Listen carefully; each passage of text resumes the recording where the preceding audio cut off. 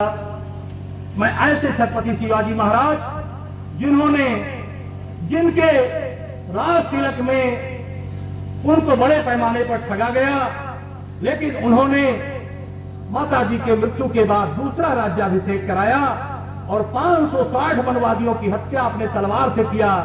आप लोग उनके बारे में किताब पढ़ सकते हैं जिसमें स्पष्ट रूप से लिखा हुआ है छत्रपति शिवाजी महाराज का राज्याभिषेक पहला एवं दूसरा, उसमें ये बात उद्धृत की गई है। छत्रपति शिवाजी महाराज को नमो नमो, छत्रपति साहू जी महाराज को नमो नमो। साहू जी महाराज ने बाबा साहब अम्बेडकर जो चित्र लगा हुआ है आप देखेंगे, इनके संरक्षक के रूप में मूक नायक पत्रिका का संपादक बना करके और आजीवन उनका संरक्षण किया और अपनी मृत्यु के दौरान उन्होंने कहा कि मेरे उत्तराधिकारी बाबा साहब B.R. अम्बेडकर होंगे। उसके बाद नमो नमो सयाजी महाराजा, सयाजी जो बड़ौदा के महाराज गायकवाड़ थे, उन्होंने बाबा साहब अम्बेडकर को अपने पैसे से कोलंबिया विश्वविद्यालय में उस जमाने में फीस अदा करके बाबा साहब अम्बेडकर को पढ़ाया और लौटने के बाद बड़ौदा में महालेखाकार के पद पर नियुक्ति दी। हालांकि उसके बाद मनुवादी का इतना जबरदस्त आंदोलन हुआ कि बाबा साहब अम्बेडकर को बड़ौदा का जो ई भवन है, एक ई टाइप का इंग्लिश का जो ई देखते हैं वो ई भवन है, उसमें बाबा साहब अम्बेडकर महालेखाकार राज्य के पद पे बैठते थे। मैंने उसका रिसर्च किया हुआ है।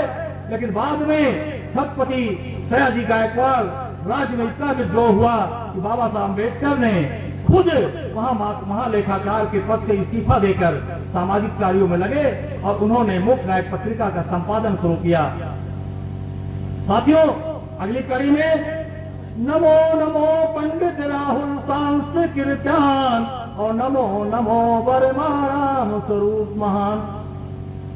साथियों, पंडित राहुल सांस्कृत्यान जिनका बचपन का नाम केदारनाथ पांडे है, जो आजमगढ़ में पैदा हुए थे, लेकिन उन्होंने अपने घर पे केवल एक दलित जाति के व्यक्ति को जो उनके यहाँ हल चलाने का काम करता था, उसको चारपाई पर बिठा के साथ में खाना खिला दिया।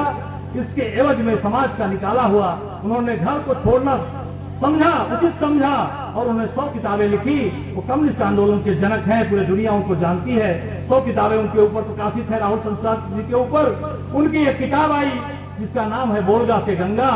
उसी से भारत में बहुत बड़ी क्रांति हुई। उस किताब को जिन लोगों ने पढ़ा, उनके बीच में आभास हुआ कि आर्य विदेशी हैं, वो बोलगा से के रास्ते गंगा तक आए थे। उनको नमस्कार। और वो विचारधारा आगे बढ़ती हुई महामना राम स्वरूप वर्मा ने इस आंदोलन को उत्तर प्रदेश नहीं पूरे उत्तर भारत में आगे बढ़ाने का काम किया। उनको श्रद्धा सुमन अर्पित करता हूँ। और उसके बाद ये आंदोलन, ये सामाजिक जागरूकता बढ़ते बढ़ते इस हद तक पहुंची कि नमो नमो बीपी सिंह महाराजा और नमो नमो अर्जुन सिंह महाराजा। साथियों, बड़ी क्रांति के बाद मंडल कमीशन की रिपोर्ट 7 अगस्त 1990 को लागू हुई। माननीय बीपी सिंह ने 27% रिजर्वेशन देने का काम किया, केवल नौकरी में देने का काम किया। उनको उनका सजा भी भुगतना पड़ा। यहाँ तक कि संसद में उन्होंने बड़े ही हृदय से कहा कि जो ओबीसी और दलित समाज के सांसद हैं, जो अपने अपने पार्टियों के विहित में बंधे हैं, उनको अपने विहित से बाहर निकलकर सरकार का समर्थन करना चाहिए, जिससे पूरे भारत में मंडल कमीशन प्रभावी हो सके और ये सरकार चल सके। लेकिन उनकी सरकार नहीं बच पाई। और उसी क्रम को आगे बढ़ाते हुए अर्जुन सिंह, जो भी राजा थे, मध्य प्रदेश के मुख्यमंत्री भी रहे हैं, उन्होंने उच्च शिक्षा में रिजर्वेशन देने का काम किया। उनको भी हम श्रद्धा सुमन अर्पित करते हैं। तो ये इन महापुरुषों को सहित और भी तमाम महापुरुष हैं जिनको मैं श्रद्धा सुमन अर्पित करता हूं, जिन्होंने समाज के लिए, ज्योतिबा फूले साहब, तमाम ऐसे महापुरुष जिन्होंने समाज को आगे बढ़ाने का काम किया, अपने जीवन में न्यौछावर किया। तमाम संतों गुरुओं को मैं श्रद्धा सुमन अर्पित करते हुए लौह पुरुष सरदार वल्लभ भाई पटेल, जो इस देश को अखंड बनाने का काम किए, उनके जीवन की गाथा जो कहानी के रूप में आपने सुना होगा, उसकी प्रस्तावना के रूप में, पहले अध्याय के रूप में आपके समक्ष संक्षिप्त में प्रस्तुत करने की कोशिश करूंगा। प्रिय धर्म बंधुओं, 19वीं सदी का उत्तरार्ध काल, ब्रिटिश सरकार की जलजलाती हुकूमत कि बेड़ियों में क्रांति, भारत की आजादी, लेकिन उससे भी कहीं अधिक मजबूत बेड़ियों में कैद होकर छटपटा रहा था आम जनमानस का आर्थिक, सामाजिक और धार्मिक जीवन। भारत की सामाजिक एवं आर्थिक असमानता, परस्पर दोष भाव, शासक वर्ग की आकांक्षाओं की पूर्ति हेतु उत्प्रेरक सिद्ध हो रहा था।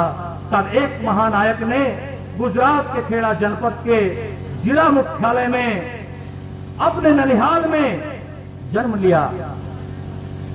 लौह पुरुष सरदार वल्लभ भाई पटेल के पिता का नाम झवेर भाई पटेल है और झवेर भाई पिता के पटेल का नाम, झवेर भाई के पिता का नाम गला भाई पटेल है।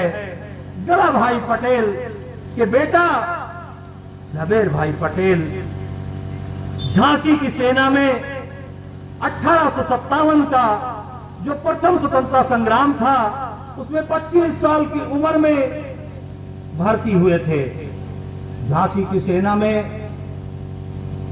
झवेर भाई पटेल भर्ती हुए।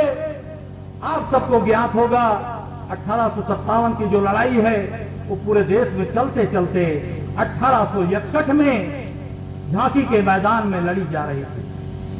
झांसी के मैदान में झवेर भाई पटेल घायल अवस्था में गिरफ्तार किए गए और उनको गिरफ्तार करके इंदौर की जेल में रखा गया।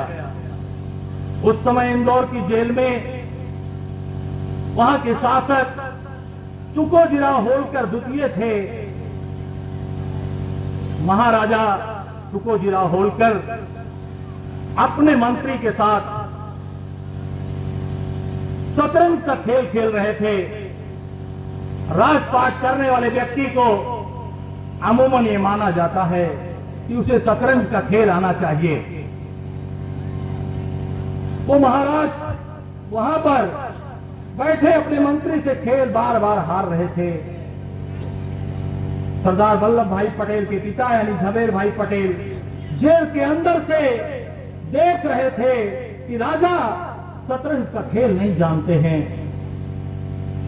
झवेर भाई पटेल ने कहा कि हे महाराज, आप अपने मंत्री से ये खेल बार बार हार रहे हैं।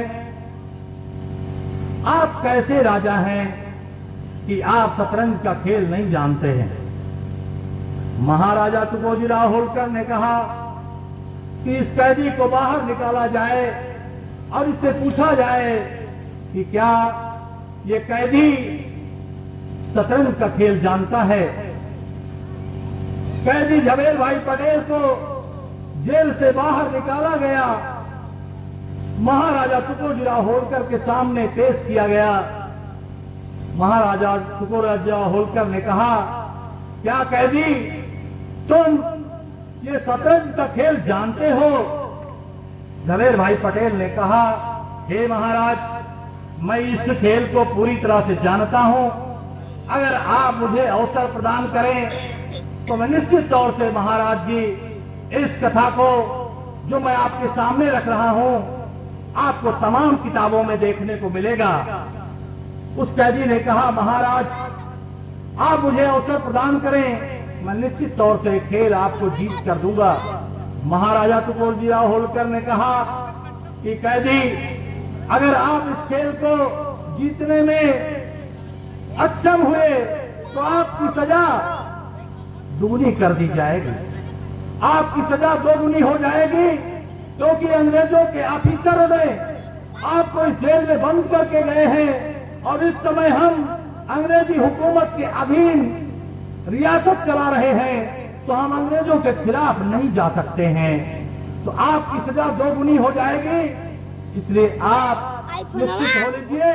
और यदि आपने, महाराज ने कहा कि आपने शतरंज का खेल जिता दिया तो आप जो वरदान मांगेंगे वो वरदान मिल जाएगा। कैदी ने कहा कि हे महाराज, आप मुझे अवसर दें, मैं निश्चित तौर से आपको ये खेल जीत कर दूंगा। महाराज ने कैदी को अवसर दिया। बगल में सामने चेयर पर बैठाकर शतरंज का खेल शुरू हुआ। झवेर भाई पटेल ने शतरंज का खेल स्टार्ट करते ही सबसे पहले ही उन्होंने अपने पहले ही वार में शतरंज के खेल में उसके राजा को वध कर दिया।